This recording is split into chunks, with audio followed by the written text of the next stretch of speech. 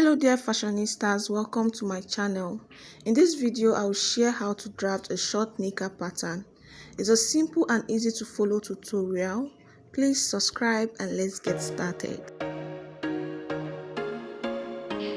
Materials I will need for this tutorial are my pattern paper, tape, straight ruler, French curve, then marker or pencil. The measurements I will need for this work is my waist, hip, crouch length, and also the short knicker length.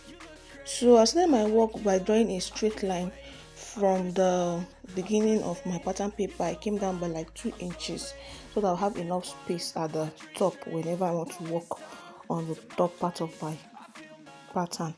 So after I've drawn a straight line to mark as my starting line, which will also serve as my waistline, I'll come down by 10 inches, which will serve as the crouch line.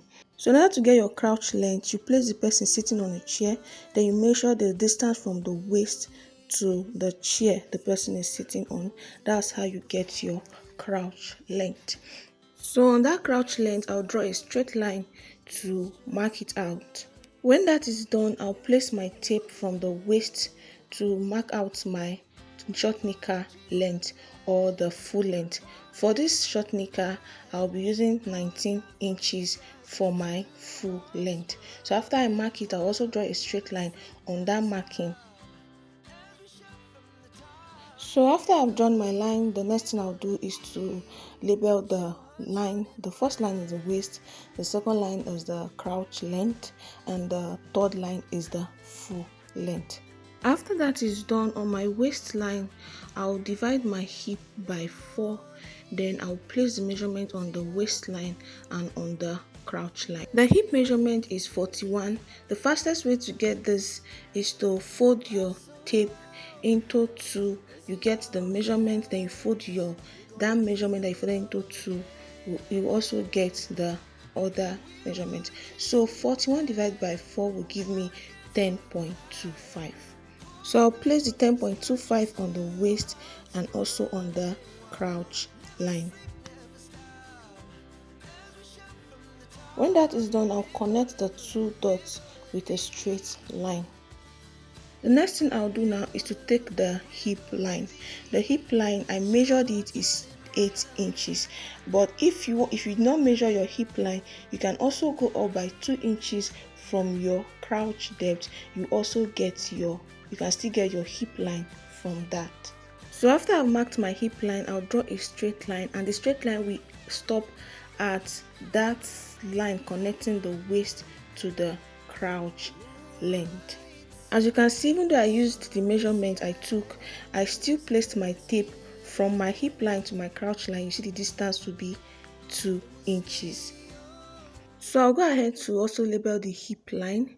Then I'll go to the crouch line and I'll go out by 2 inches from the crouch line, and I'll add 0.5 inch for ease.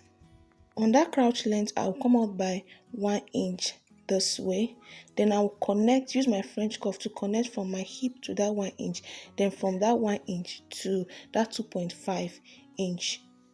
So in order to achieve a perfect fit, I'm going to use a French curve to do this.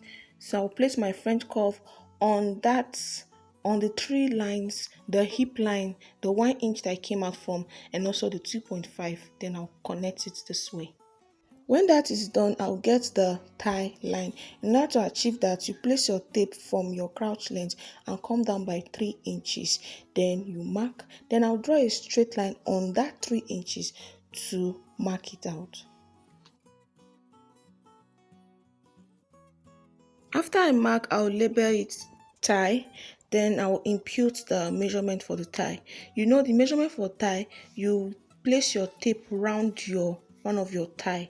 So if you want to impute your measurement for your thigh is going to be divided by 2 and not by 4. So my thigh measurement is 24. So I'll divide 24 by 2 and it will give me 12 inches. So I'll mark my 12 inches on my thigh line.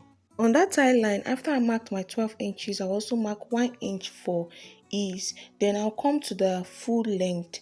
Then I'll mark the 12 inches. It depends on how you want it. It's either you also add 1 inch for the ease, or you mark just the 12 inches of the tie there. So I want this short to be a little bit fitted at the end of it, so I removed that 1 inch I added for the tie. So on that full length, in order for it to be fitted, I just placed the 12 inches. So after that, I connected it from the crouch length to the tie, then from the tie down to the full length. When that is done, I will impute my waist measurement. So on my waistline, I will divide my waist by 4, and that will give me 8.25. So I will place my tape from the right, from that side I drew the crouch to the other side. So I'll place the tape from that side to this side, then I'll put my measurement. Then I'll also add 1 inch for that. Then I'll connect from that 1 inch of that down to the hip line. Sorry, the camera is not showing it, but I believe you can imagine what I'm doing. I'm just trying to connect from the waistline to the hip line. In order to achieve the curvy hip shape, I'll use the French curve to connect the lines from the waist to the hip line. This way, I'm so sorry that it's not showing, but I will show you the outcome of it. Sorry. So this is what it looks like after I've connected the waist to the hip line using my French curve. As you can see, it's not just straight, it's kind of curvy. So though it depends on the shape of your hip, that is what it will look like. So the next thing I'll do now is to take my dart. I'll place my tape from the right again, and I'll come down. I'll go in by 4 inches. That's my nipple to nipple divided by 2, which is 8. It will give me 4 inches. Then I'll come down by 4 inches. Then on that 4 inches line, I'll go out by 0.5 inch on both sides. Then I'll draw a straight line just the way I'm doing, and I'll connect it. I'll connect the 4 inches, and I'll also connect the 0.5 inch on both sides this way. So when that is done, I'll go to the waistline again, and I'll come down by 1 inch. For the waist, if you notice, your waist is not as high as the back of the back waist. So that's why I'm coming down by 1 inch, so that there will be no buggy look on the front part of the waist after placing our band.